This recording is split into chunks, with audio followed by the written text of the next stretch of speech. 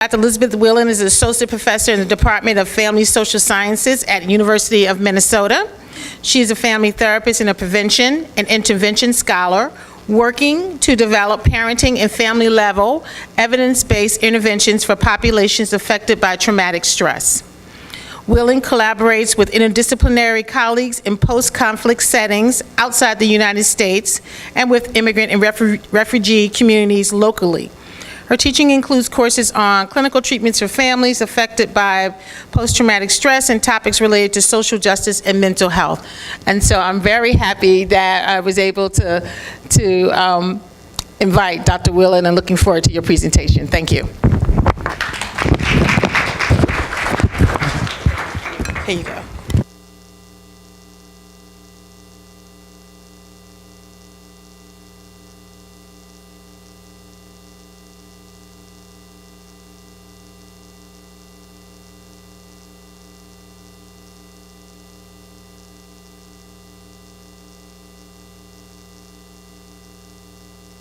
You push that over, you're on.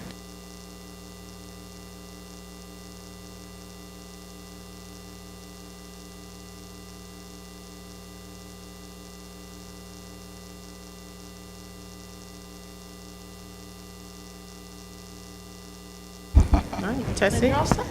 Testing. All right. I think I'm ready to go. You ready to go? Well, good morning. Can you hear me all right? We're still testing, right? Up a little higher, or? Okay, just let me know, even higher? A little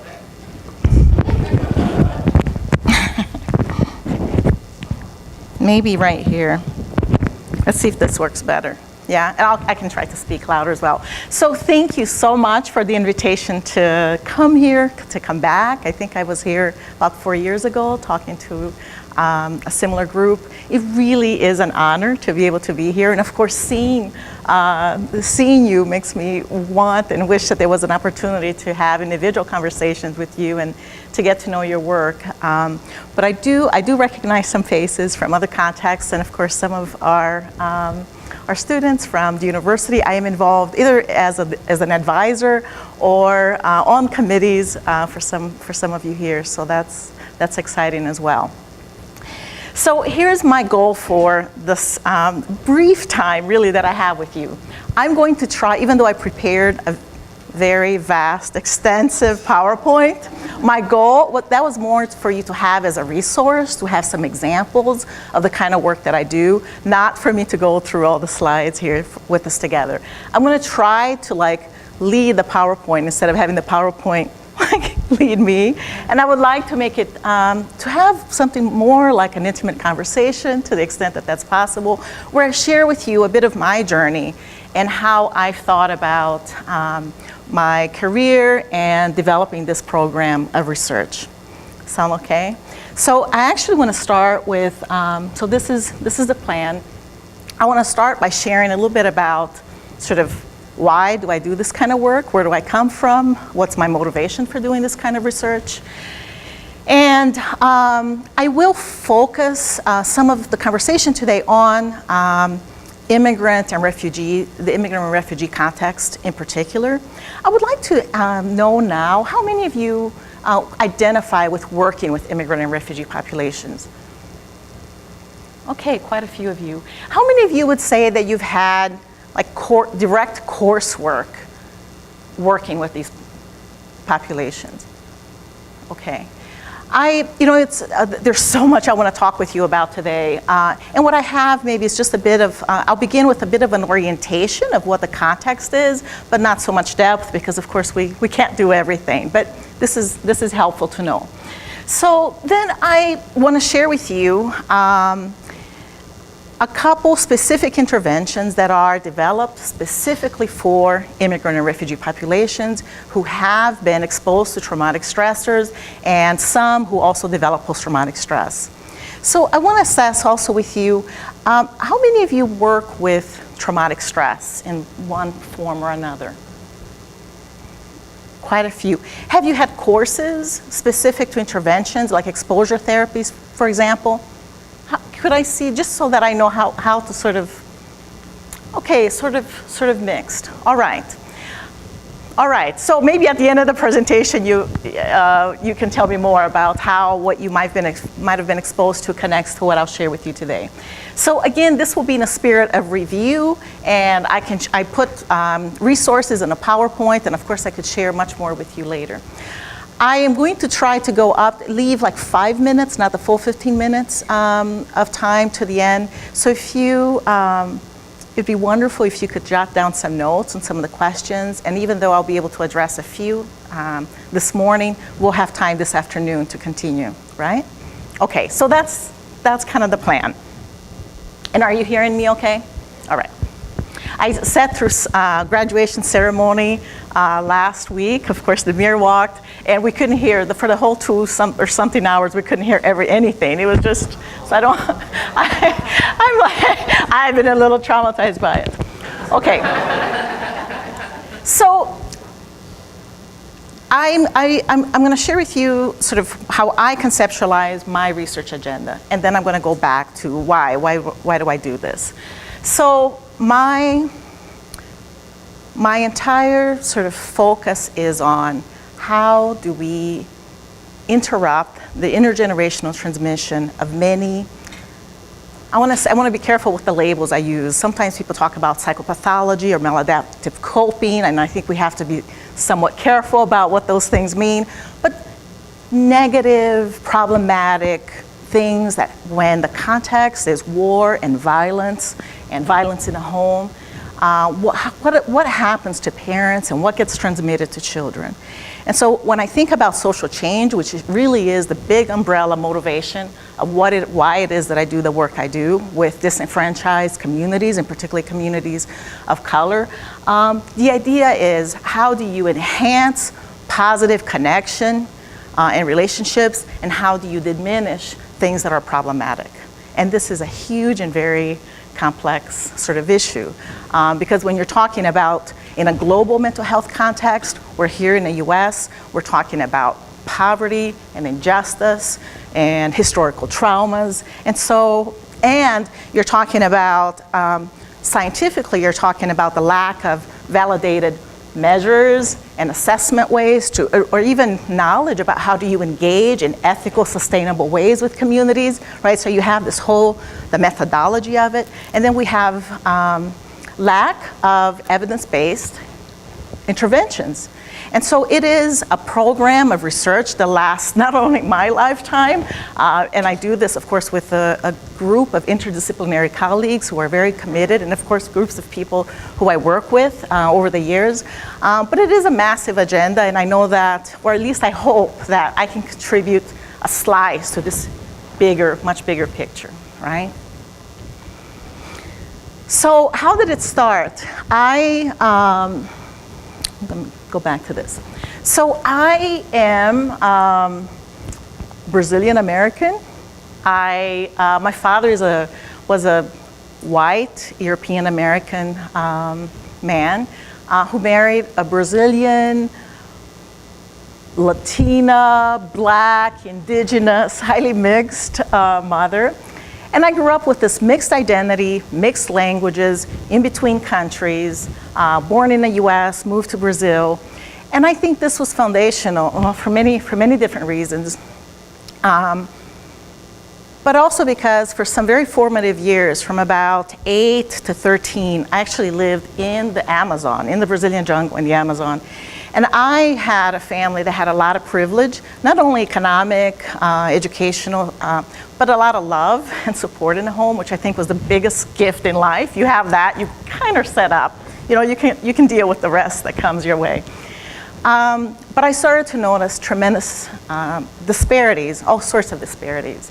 And I remember being very young, actually knowing, like, if I have access to education, and I can keep going, this is it. Like, this is my sort of mission in life. And early on also made big decisions around, like I knew probably didn't want to be a mom because I wanted to work with children all over the world, like this kind of thing. So again, it was really, really big. And that has been really important for me, not because I think you can make many different types of decisions and do the work, but for me, it has been foundational in places like going back to, okay, what are my motivations? What are the sort of some of the guideposts? And of course, developmentally, they can change throughout life as well. But as I go through the presentation, I might come back to some examples of why sort of that, I think for each of us to doing this kind of science, working with disenfranchised communities, you know, that ethical compass, if we don't have sort of, aren't centered in that motivation, I think it's really, it can be easy to get lost, and I think I do get sort of, you know, lost at times as well. But all right.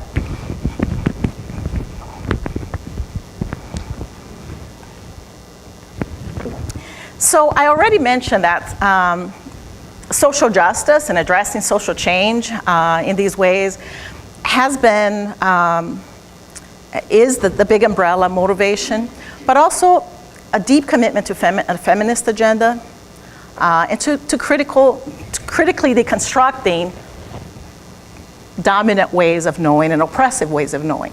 So that also will be critical as I go through this and in my research. And so you start to, I know that this is a group that knows this. The levels of complexity that are intersecting and informing what we do start to become really heavy, right? And so how do you translate that into science? And so I would position myself as a prevention researcher, because that needs to be a part of it in interrupting this transmission, but also an intervention researcher, right? So that the idea is that as you're thinking about ways to engage with families, can we not only be thinking about advancing science in terms of methodology and direct intervention, but can we also be thinking about sustainability issues? So the whole science that falls under translational science, right? Dissemination and implementation. So these are also critical parts of moving forward. So what I'll share now are some examples of some of the work I've done in the US, primarily with immigrant and refugee populations, and internationally in post-conflict settings, in low-income post-conflict settings. And I know that it seems like it's all over the place, and it feels that way to me too, but I have been advancing these parts in a parallel way. And I think there are some pros and cons. Part of the pro is that you start to get a much more complex and integrated vision, I think, of people's experiences. The very difficult part about it is that things move much slower because you can't be, right? So, I don't know, it was a decision I've made. I don't know if I'll change at another point, but this is what you'll see in the next examples of my work. So, I was very fortunate to collaborate with Dr. Patty Shannon, who worked at the Center for Victims of Torture for over 10 years as a clinician, and then came to the university, to the School of Social Work. And we joined forces to develop a screening tool for refugees, incoming resettled refugees, because what we know is that within the first 3 months of coming into the country, they need to have a medical exam, but there's no, across the states, it varies on whether or not there's any kind of formal assessment for post-traumatic stress or mental health or relational needs. And so we thought that this was being an activist and advocating for a community that we cared a lot about. So this work started roughly in 2006, and so this is one track that we started to develop. And so I won't, these are some examples. I won't stop here, but definitions of what immigrant and refugee groups are here more for you as a resource. What we want to be clear about is that all refugees are immigrants, but not all immigrants are refugees, right? So, and then within the refugee groups, of course, coming in with different experiences, and a subgroup have had torture experiences as well. So, important implications for our clinical work. This is, in 2015, I'm going to slip to the next. We see here conflict and persecution caused global force displacement to escalate sharply in 2015. Now the highest level ever recorded. So again, in terms of setting the context, I don't know, the numbers are so staggering. These numbers are so staggering that it's hard to process what this really means worldwide. But with the situation in Syria since 2011, I think many more of us are sensitized to just the complexities of what this means for a global community. And of course with big implications for the US as well. So this is taken directly from the UNHCR website, and you can look there if you want more specific information. Does this have the little light? No lights, right? Or does it? I guess I just don't know how to do it. Okay, in the U.S. roughly has about, it takes in about 70,000 refugees a year. Obama wanted to increase it to over 100. That is, now it's chaos, right? We don't know what's going to happen, but it probably won't be sustained at that same level. So within the entire world, we take America, so US and Canada, take about 12%. But you see the incredible, I don't want to say burden, but what it means in terms of infrastructure for other parts of the world who are absorbing the displaced communities.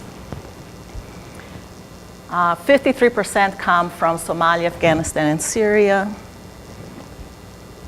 I guess I'll just look here so I'm not looking behind me. In the US, you see there some of the states that take the most numbers. Minnesota, I think, is like 13, 12, something like this. But per capita, one of the highest, we have some of the highest levels. And so for my research, is actually a very ideal context to be in. We also see historically, we see different trends of where refugee populations come from.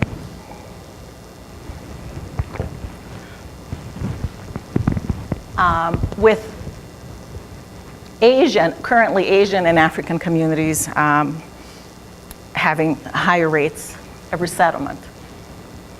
So I shared with you, that was again just to sort of orient. This is serious, this is huge. There is much more attention to global mental health, like internationally, but also here. What does this mean for the United States? And a couple of years ago, a colleague and I were teaching a graduate level course that we proposed as a one-year course experience.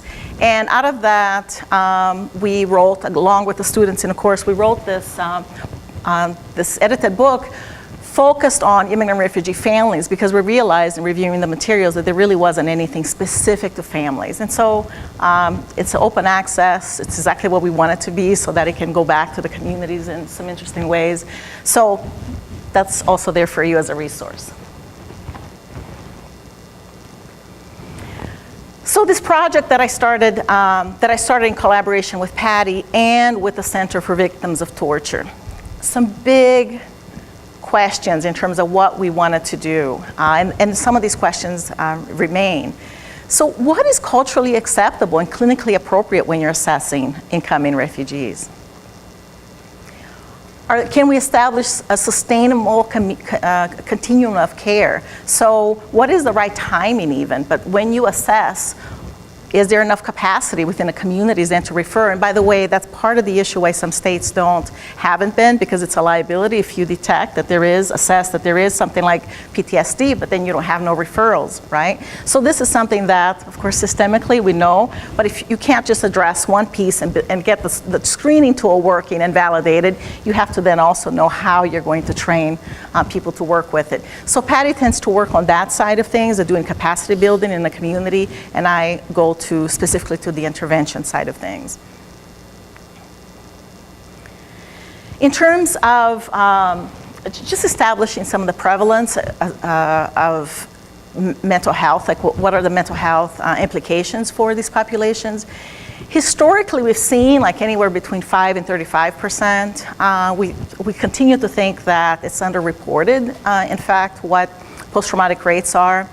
But more current research is pointing to higher rates of post-traumatic stress. This last study, 3 out of 4, looks at 3 out of 4 refugees in camps, for example, having post-traumatic stress.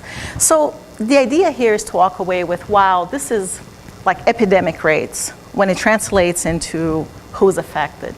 And yet, most of us in family therapy don't have specific courses or training on interventions that are specific for this. Most of us have to seek it out if we want to do this. Again, meta-analyses have shown that post-traumatic stress, major depression, and are the key ideas. We know that post-traumatic stress is highly comorbid with substance use as well. And so depression and substance use are also going to be a part of it, and family violence, and it keeps going, right? And if you have a history of torture, this, not surprisingly, increases the chance of having post-traumatic stress. So I am going to have to start to move a little quicker so that I can stay on target. So we developed a conceptual model that was based on existing literature out there, and the conceptual model has to do with that knowing that the lack of social support followed by social stressors or events in the aftermath of trauma proved to be the most important factor in long-term post-traumatic stress. So what do? You try to develop a model that links local VOLEGs, schools, legal systems, health systems, so that to strengthen. And this is what we mean by capacity building. It's a lot of information around what are the realities of different populations. But of course also, like, this is its own program of research. Patty and I developed this model for our work, and we spent 6-8 years working together to develop just this first phase 1 column. So this is when we developed the screening tool with different cultural communities. And Patty does a phase 2 work, and the Center for Victims of Torture does this so that when resettled refugees come, they would at least have access to psychoeducation groups, and then so that they can get more information also about stressors in the communities, and some work in the schools. But my specific research is more on phase 3, and I do have some exciting information to share that we just, I didn't include it in PowerPoint for today, but we just finished our first feasibility study with a Karen community. Karen is an ethnic group that come from Burma or Myanmar. So, like, one of the doctoral students did her dissertation work based on that. And actually, the MIR supported with the intervention with the groups, the parenting groups. So a little bit of just developing this screening tool. So what we were thinking about is, can we join forces with the medical team so that when groups are coming for their first screening, that could be the context where they also get their mental health screening, right? But we knew that, okay, we have full post-traumatic stress assessments. We knew that this wasn't you need a lot of training, a lot of time. It needed to be something brief. So we were able to manage to develop, I'll share with you a little bit of what we did to develop this because we wanted something that was grounded in cultural experiences of resettled communities. But with this dilemma the whole time, knowing this has to be like a 5-10 minute thing, and then who can be trained to do it? And these were some of the things going into this. We joined with the medical centers where resettled communities were coming through. So for that particular project, we were looking at, so how do different cultural groups express war-related traumas? They're not coming in saying, I have serious arousal and hypertension, and right? And so we needed to know what are the local idioms and expressions for this. Do they want to talk about it? Will they talk about it if they're asked directly about their experiences? And how do we communicate in ways that make sense across cultures? All like big questions. So we started with focus groups. We talked to the four major largest groups that were being resettled to Minnesota. And we talked to groups of women, men, and youth to try to get a range of experiences. And I'm going to jump to, again, we ended up doing 12 groups, like 3 with each of the 4 groups. And we found that indeed they have very specific, within cultures, very specific ways of talking about, expressing different things that were important, because what we developed was something like an assessment with questions that were very specific, sort of specific about, are you having too many worries, things like this. But then we had alongside kind of I know it happens, no worries.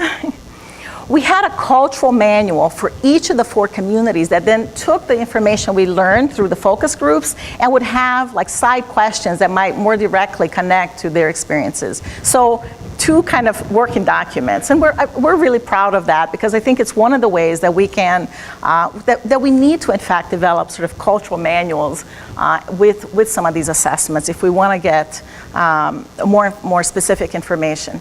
And there were common symptoms that cut across. Of course, they weren't talking about avoidance, intrusions, and re-experiencing, but they were very much then relating back to what we also know about symptoms related to post-traumatic stress. And we got more specific information on the types of experiences that they're having. For interventionists, this is really important to know, particularly for those of us who do exposure therapies, because you need to know what types of experiences are people having so that you can look for that and treat for that. So what we started out with and tested broadly with these 4 different groups was a 24-item screening. Out of that screening, we eventually, the ones that were most endorsed ended up looking like this. So this is the actual, not the cultural translated one, but the specific items that were most endorsed. And this has now been adopted by the Minnesota Office of Resettlement, Refugee Resettlement Services, and it's being tested and validated across groups, which is really exciting because, of course, you know that after years of developing this, it's not just dead. And other states may adopt something like this as well. Now remember that this is done alongside then developing a cadre of people within the state that know how to then fully assess and then also treat. If that piece isn't there, then why do this in some ways, right? So that's one side, and I listed here some of the publications that report on that project. Okay. So changing gears to another side of this. So narrative exposure, but connected, right? So this, I'm the one training a lot of the people in the community on how to address, well, one way to address post-traumatic stress. So narrative exposure therapy has become kind of identified as the best practice, not only an evidence-based intervention, but a best practice for treating refugee communities. And the key issue here isn't that specific about being a refugee. It's about populations who have in their lifetime experienced multiple traumatic events. Does that make sense? And most refugee communities coming from experiences of persecution and war and violence have this experience. So NET was developed by a group of scholars, neuroscientists actually, and clinicians at Constance University in Germany. They started about 15, 16 years now, and this has, within a short period of time, it's really become one of the key practices. In the US, starting to get a little more attention, but I'm actually the only VIVO member in the US who's doing this kind of training. And I do it once a year, and it's a 3-day training. It's gonna happen again in August. I still would have a couple slots. I think last year a couple people came and joined, but people come from all over the world, and we have, in the first years of doing the training, the German colleagues would come to the US. Now we have a really fantastic group of US trained people doing the training. So 3 days, the first day is intensive, all theory and what is post-traumatic stress and why does this model work in a way that it does. And then the next 2 days are all role plays, and you get to do different components of the intervention. So it's very hands-on. You leave exhausted, but you leave with the skills to be able to actually start doing it. And then of course supervision on how to do it. So I'm going to go in now into a little bit about what is NET, and then just review very briefly, okay, why, like PTSD and what does this mean, and then back to how does the procedure address post-traumatic stress in these ways.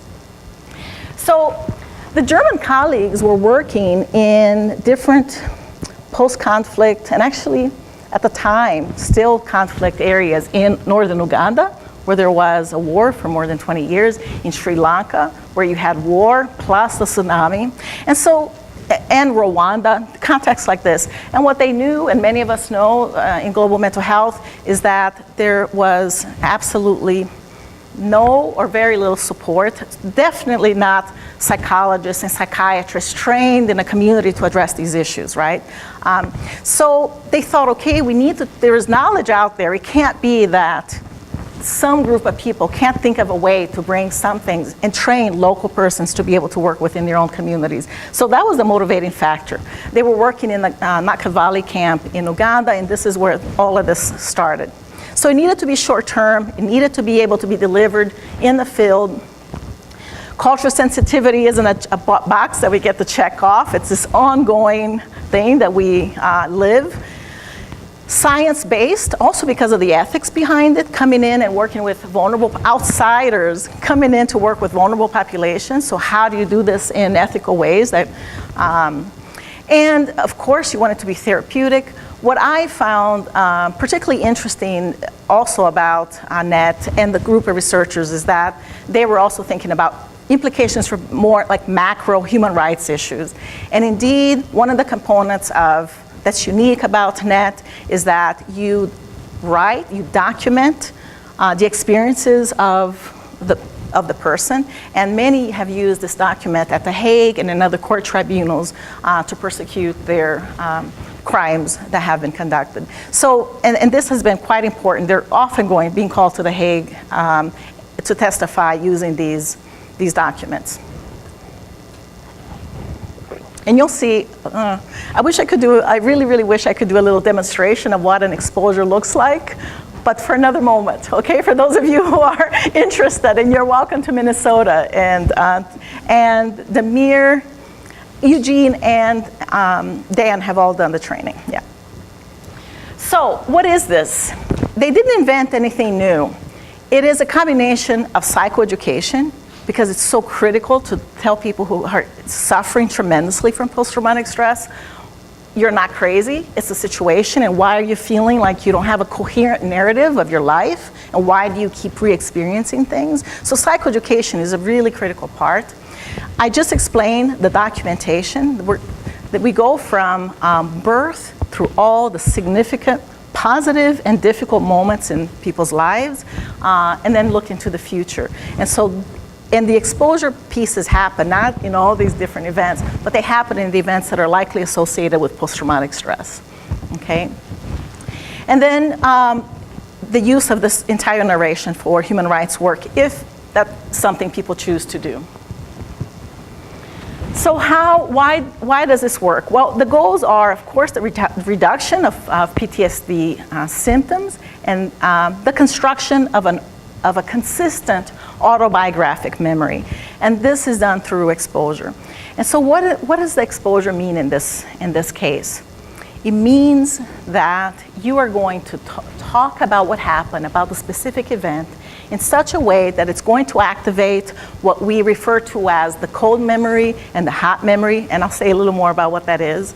But you're going to integrate basically amygdala and hippocampus that then inform frontal lobe, and you're going to talk about the story in such a way that these memories are going to start to become connected, so that in time you will not be exposed to like a trigger and then have a fragmentation, think that you're re-experiencing again. It doesn't take away the pain, it doesn't take away the terrible experiences, but you won't have the symptoms. You won't be hijacked, because the brain literally becomes hijacked by these traumatic experiences. So this is a procedure that exposes you to it in such a way that the memory systems are integrated. It doesn't happen immediately. Most exposure treatments talk about 3 to 6 months post to be able, because it takes the body time and the brain time to learn that those associations don't have to be activated in the same way. Who here has, so NET, by the way, is one of several evidence-based treatments for post-traumatic stress. EMDR, prolonged exposure, CBT, trauma-focused CBT are also components of this. And by the way, NET uses CBT and testimony therapy, this combination. So it's not sort of reinventing something new. How many of you have been trained in a specific exposure therapy? I hear you, like, or not I hear you, I see you like connected, several over here. Okay, great. So again, when people say, so what is unique about NET? I've been talking about some of the things that are unique in terms of who it's developed for and that you're addressing all the traumatic experiences. Prolonged exposure, for example, we choose one and you do that. So the key here isn't like they all work, but they work for different reasons. It's just that this one is more specific for people exposed to multiple events. So the key, the relevant mechanism here, as opposed to habituation, which is what some other models propose as the key ingredient. Here we're talking about an activation of the fear work through the exposure, and that then if you do it in this particular way where your memory systems are integrated, there's an inhibition of the fear structure, so that each time you're reminded of something that was painful, even a smell, a sound, the whole alarm system doesn't come back. Of course, habituation does happen, but it's not the key ingredient of why the model works. So NET is developed for adults and children. The KidNet version also works. Children have to be verbal, though. If they're not verbal, they're not going to be able to tell the story. Of course, art therapy can also be integrated into it. And the manual, one of the other pieces which I really respect about my colleagues, they wanted to develop something that didn't then become a business and you have to go through all these hours of training and certification, even though we're talking about sort of, okay, for the therapist, you do need to have quite some skills, but they wanted to keep it like not just in developing countries or low income countries, like for anyone. You can pick up the manual and you can learn it and you can use it. It does help to have the training and some support through your first cases, but this was the idea. So I just put here some titles of some of the work of independent scholars in different parts of the world that are talking about